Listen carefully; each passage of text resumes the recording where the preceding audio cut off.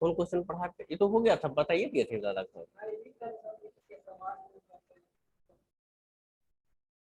चल रेगुलर हटा, हो गया, वापस ले आओ।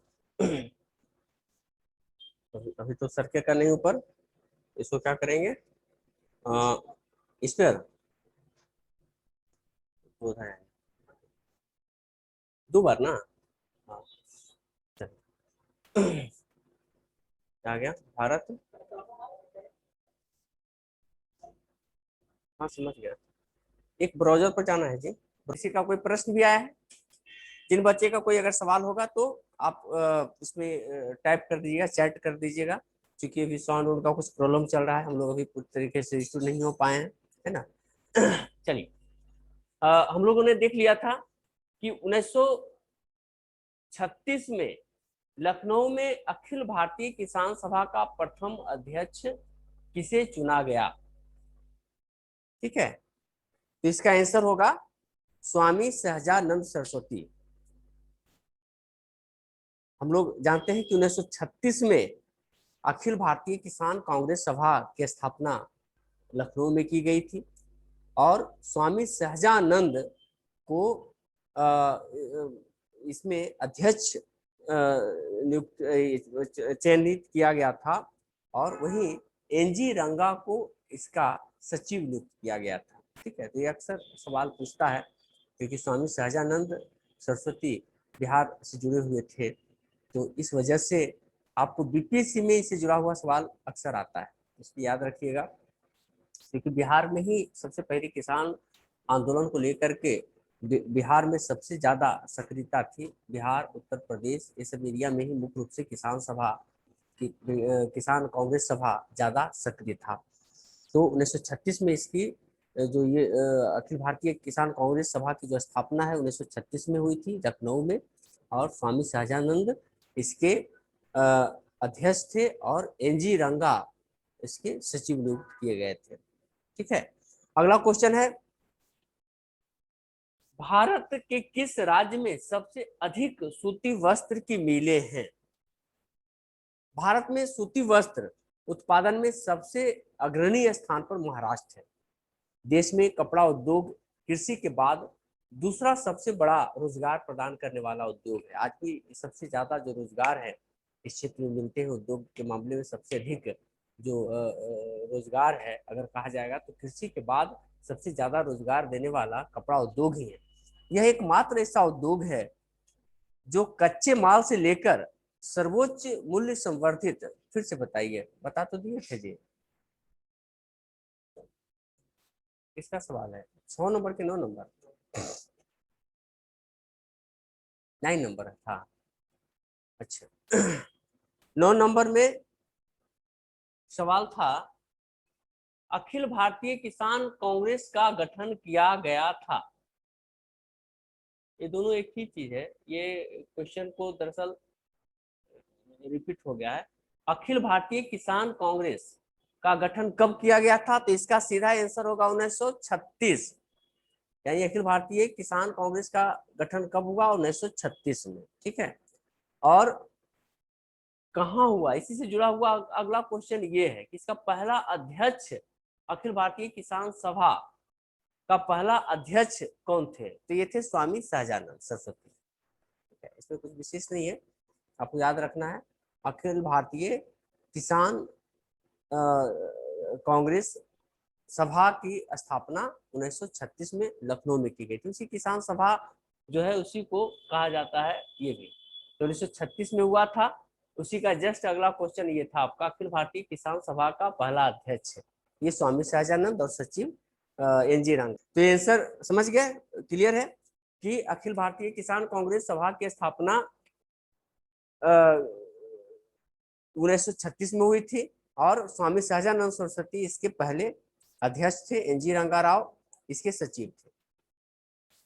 हम लोग देख रहे थे सूती वस्त्र, है ना, तो भारत में सूती वस्त्र उद्योग हम लोगों ने देखा था कि अग्रणी राष्ट्र कौन था, महाराष्ट्र था, और देश में कपड़ा उद्योग कृषि के बाद दूसरा सबसे बड़ा रोजगार प्रदान करने वाला उद्योग है। यही एकमात्र ऐसा उद्योग है जो कच्चे माल से लेकर सर्वोच्च मूल्य संवर्धित उत्पाद जैसे सिले सिलाए वस्त्र आदि, इस मामले में पूरी तरीके से आत्मनिर्भर है। हम लोग इस मामले में बाहर से हमें खरीदने की जरूरत नहीं पड़ती है। इसे हम मैप में जाकर के देख सकते हैं।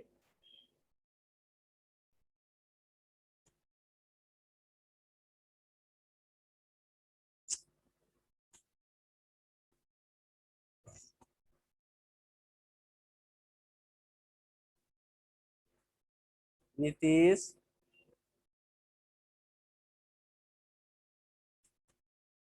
आ जाता है बार बार।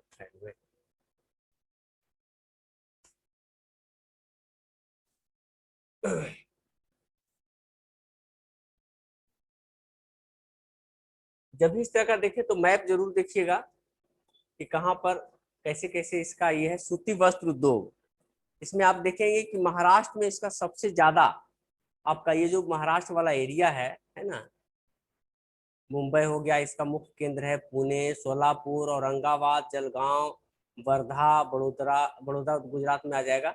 ये सारे इसके महत्वपूर्ण केंद्र हैं सूती वस्त्र उद्योग के।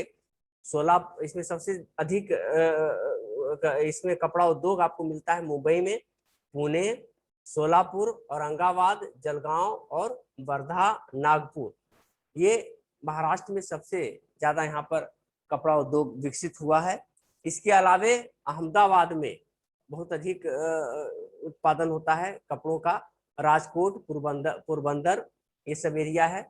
फिर आप बंगाल में देखेंगे, बंगाल में कोलकाता, हावड़ा, मुर्शिदाबाद, ये सब जो है कपड़ा उद्योग का, सूती वस्त्र उद्योग का महत्वपूर्ण केंद्र है। इसके अलावा तमिलनाडु में भी आपको कपड़ा उद्योग काफी मिलता है, जैसे सेलम हो गया, तुतिकोरिन हो गया, मदुरई हो गया, चेन्नई हो गया, ये सब ये वाला एरिया है बंगलोर का। बंगलोर में भी जवानगिरी, बेलारी, मैसूर, बंगलोर, ये सब में कपड़ा का उत्पादन काफी अधिक होता है। ठीक है।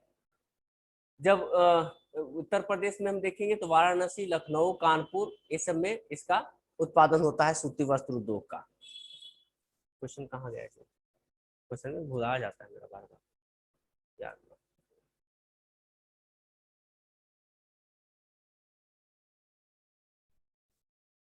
अन्वेषक कौन है? प्राकृतिक कृषि से क्या समझते हैं? प्राकृतिक कृषि ऐसी कृषि है जिसमें हम प्राकृतिक रूप से जिस प्रकार से पेड़ पौधे जंगल उगते हैं उसी प्रकार से हम खेती करते हैं, है ना। इसमें न तो हम उर्वरकों का इस्तेमाल करते हैं, न उसकी जुताई करते हैं, न खेतों की निराई करते हैं। वह एक स्वाभाविक रूप से हम वहाँ पर पौधे उगाते हैं और फसल उगाते हैं और खेती करते हैं। तो प्राकृतिक खेती दरअसल जापान का एक किसान एवं दार्शनिक था, मासानोबु फुकुओका। क्या था? याद रख लीजिए, नाम नोट कर लीजिए। प्राकृतिक खेती के अन्वेषक हैं जापान के किसान एवं दार्शनिक मासानोबु फुकुओका, है ना। मासानोबु फुकुओका, इन्होंने सबसे पहले इस सिद्धांत का प्रतिपादन किया, यानी प्राकृतिक खेती के जन्मदाता है ये। इनका कहना है कि जब हम फसल का उत्पादन करते हैं तो उसमें जितनी भी हम आर्टिफिशियल चीजों का इस्तेमाल करेंगे उसमें अस्थिरता आएगी। अगर हम चाहते हैं कि सस्टेनेबल डेवलपमेंट यानी कृषि का जो है वो सतत विकास हो और कृषि का जो वो है कंटिन्यूटी बनी रहे, तो उसके लिए हमें प्राकृतिक खेती पर फोकस करना चाहिए। और उन्होंने इस जो सिद्धांत है इसका विवरण जापानी भाषा में लिखित अपनी पुस्तक सिजोन नोहो में किया है ना। इसीलिए क्योंकि इसे फुकुओका ने दिया था इस सिद्धांत को, इसलिए इसे कई बार फुकुओका विधि भी कहते हैं, यानी कृषि का फुकुओका विधि। भारत में इस पद्धति को अमूमन ऋषि खेती के नाम से जाना जाता है। ऋषि मतलब सन्यासी, ऋषि खेती के नाम से जाना जाता है। तो इसे संबंधित दो चार बात फिर से हम एक बार रिपीट कर लेंगे कि प्राकृतिक खेती जापान के किसान एवं दार्शनिक मासानोबु फुकुओका द्वारा स्थापित किया गया।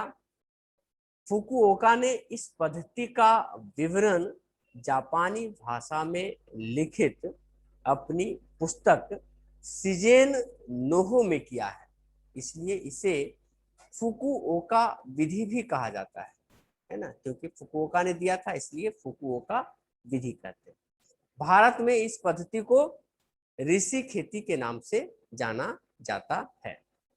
ठीक है, चलिए नेक्स्ट क्वेश्चन है,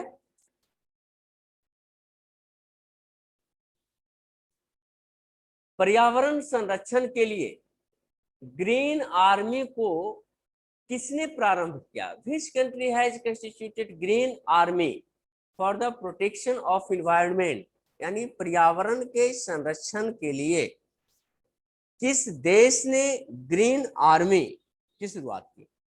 इसका आंसर होगा ऑस्ट्रेलिया ने। ऑस्ट्रेलिया पर्यावरण को लेकर के ऑस्ट्रेलिया में एक ग्रीन आर्मी का ये किया गया था, जिसमें लोकल स्तर पर जो वहाँ के जो पेड़ पौधे, पारिस्थितिकी और अन्य सारी इस प्रकार की जैव विविधता को संरक्षित करने के लिए, है ना, एक ग्रीन आर्मी का गठन किया गया है। भारत में भी इस प्रकार के कुछ संगठन हैं और यहाँ भी एक काम किया जा रहा है। हालांकि यहाँ पर एक ग्रीन सेना है जो दूसरा माओवादी ग्रुप के रूप में है, तो उस हमें वो एक अलग चीज है। हम यहाँ पर सिर्फ ये जानेंगे कि पर्यावरण संरक्षण के लिए ऑस्ट्रेलिया ने ग्रीन आर्मी लॉन्च किया था। नेक्स्ट क्वेश्चन है, सबसे अधिक स्थिर पारिस्थितिकी तंत्र कौन सा है? पारिस्थितिकी तंत्र, इस पर हम काफी कुछ पहले भी चर्चा कर चुके हैं। पारिस्थितिकी तंत्र का मतलब क्या होता है? इसे इंग्लिश में कहते हैं इकोसिस्टम। इकोसिस्टम है ना। सबसे पहले पारिस्थितिकी तंत्र को एजी टाउंसले ने दिया था, सिद्धांत दिया था पारिस्थितिकी तंत्र का सिद्धांत।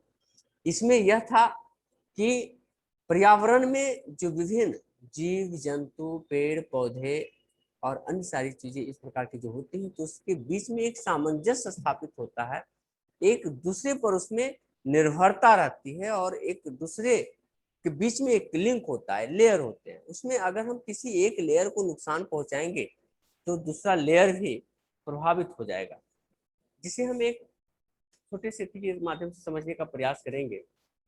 कितना फिर गड़बड़ाएगा जी मेरा। पारिस्थितिकी है ना, जैसे एक हम इसमें दो तीन बातें हमें जाननी चाहिए। जो पारिस्थितिकी में जो लेयर होते हैं वह इस प्रकार से होते हैं। एक नीचे सबसे पहले होता है जो प्राकृतिक उत्पादक कहा जाता है। प्राकृतिक उत्पादक या सॉरी प्राथमिक उत्पादक कहो इसे। प्राथमिक उत्पादक, प्राथमिक उत्पादक, इसकी विशेषता क्या होती है? जो प्राथमिक उत्पादक होता है वह धूप, हवा, पानी, खनिज, इतने सारे चीजों को मिला करके अपना भोजन तैयार करता है, कैलोरी के फॉर्म में कन्वर्ट करता है ना। जैसे प्राथमिक उत्पादक में क्या आ जाएगा? स्थल पर आ जाएगा घास, पेड़ पौधा, पत्ती, यानी कि जो फोटोसिंथेसिस की क्रिया कर सकता है ना, यानी प्रकाश संश्लेषण की क्रिया जो कर सकता है वही प्राथमिक उत्पादक होता है। और समुद्र में शैवाल है ना, और धरातल पर क्या हो जाएगा? पेड़ पौधे एवं वनस्पतियां।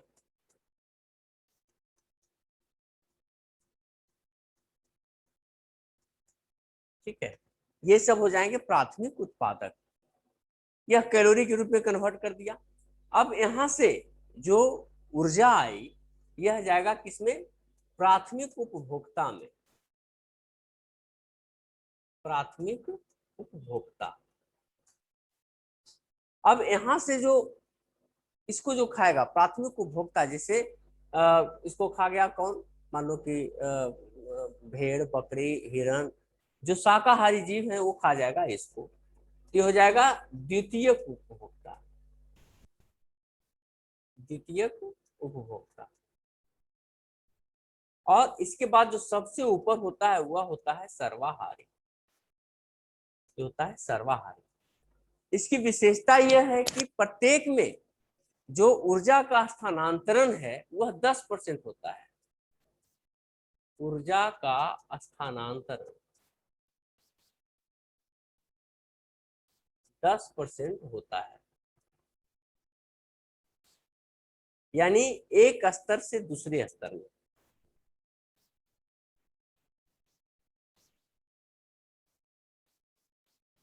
दूसरे स्तर में, है ना। यहां पर, यहां से गया तो ये कितना शिफ्ट करेगा, 10%। यानी अगर यहाँ पर 1000 है कुल मिलाकर के, अगर हम इसे कहेंगे कि इसने 1000 कैलोरी ऊर्जा का उत्पादन किया, यहाँ पहुंचेगा 100 कैलोरी, यहाँ पहुंचेगा 10 कैलोरी, और यहाँ पहुंचेगा 1 कैलोरी। यानी इस प्रकार से एक स्तर से दूसरे स्तर में कितना पहुंच रहा है, 10%। ठीक है, ऊर्जा का रूपांतरण यानी स्थानांतरण होता है। ठीक है, अब सवाल है कि सबसे अस्थाई पारिस्थितिकी कौन होता है। जैसे जंगल एक पारिस्थितिकी हो सकता है, तालाब एक पारिस्थितिकी हो सकता है, आपका खेत खलिहान ये भी एक पारिस्थितिकी हो सकता है, वहां पर भी एक पारिस्थितिकी तंत्र हो सकता है।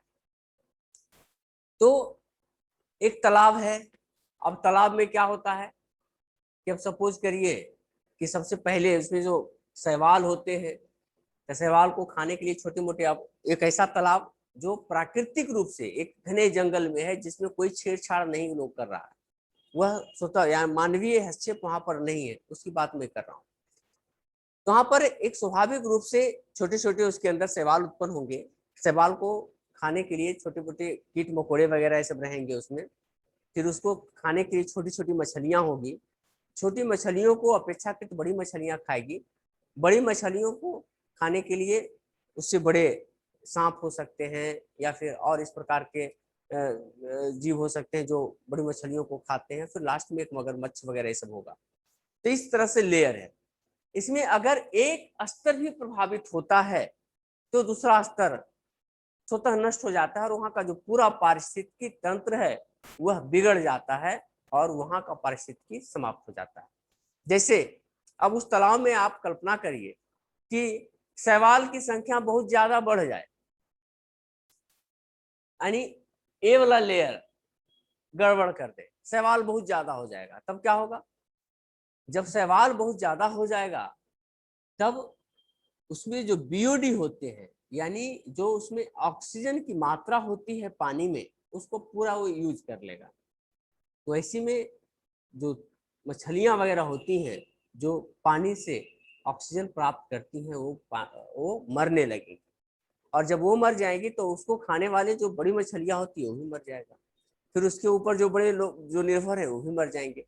तो इस प्रकार से पूरा तालाब खत्म हो जाएगा। तो इसलिए आप लोग देखेंगे गांव देहात में जहां पर जलकुंभ भी बहुत ज्यादा उत्पन्न हो जाता है, तो ऐसे तालाब और ऐसे जो जल क्षेत्र होते हैं तो उसमें मछलियां नहीं मिलती या कम मिलती है, क्योंकि इसमें अंदर में ऑक्सीजन की मात्रा कम होता है। तो हम लोग जो जल प्रदूषण की बात करते हैं, हम लोग घर से जो हम लोग का अपशिष्ट मलबा निकलता है और वो जा करके किसी तालाब में जब गिरता है तो अपने साथ बहुत सारा खाद्य पदार्थ ले जाता है, जिसकी वजह से उसकी उर्वरता बढ़ जाती है तालाब का, और वहां पर इतने ज्यादा शैवाल उगने लगते हैं, यानी पूरे तालाब का शैवालीकरण हो जाता है और वह तालाब समाप्त हो जाता है। इसकी जो मछलियां वगैरह धीरे करके खत्म हो जाती है शैवाल की वजह से, उसमें ऑक्सीजन की मात्रा घट जाती है।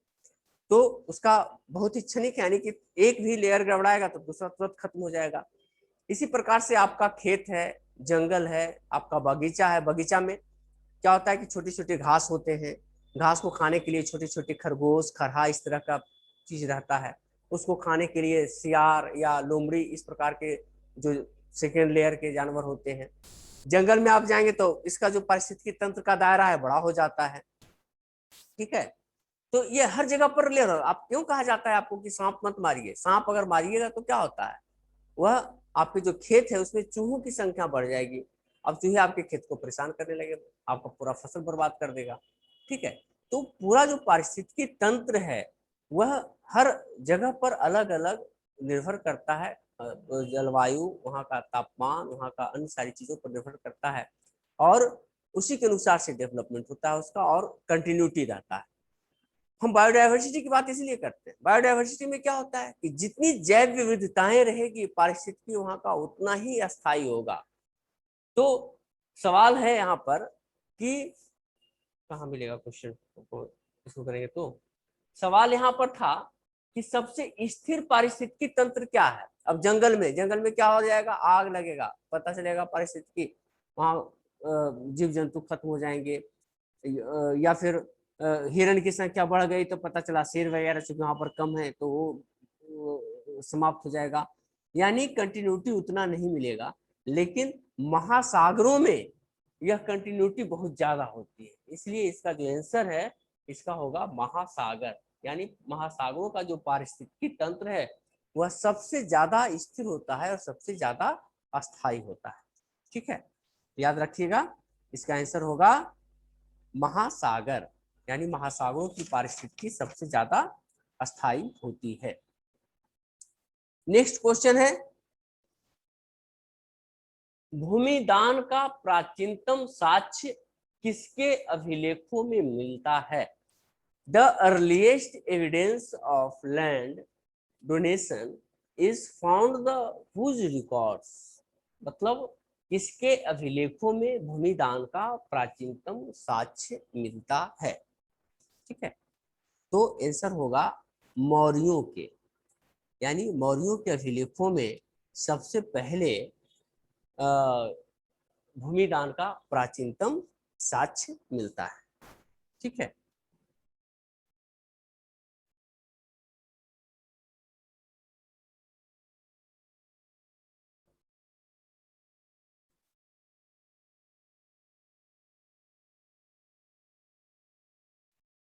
अगला क्वेश्चन है, लार कैसे पाचन में सहयोग करती है? लार क्या करता है?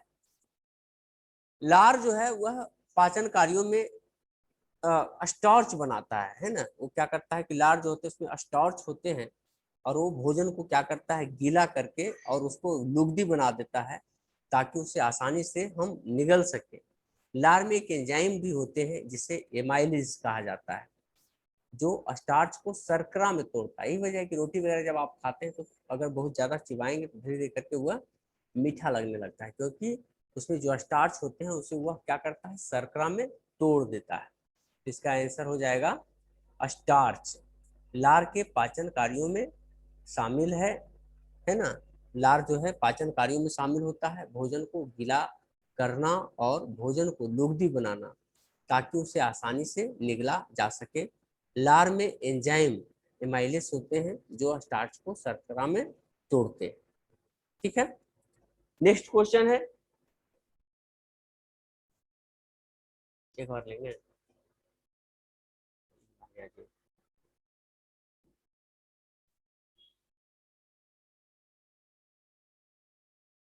भी तो है,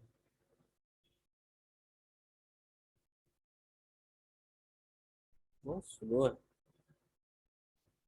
आकाश नीला लगता है क्योंकि the sky appears blue because, आकाश नीला क्यों लगता है? नीला रंग का जो तरंगदैर्घ्य है वो क्या होता है, सबसे छोटा होता है ना।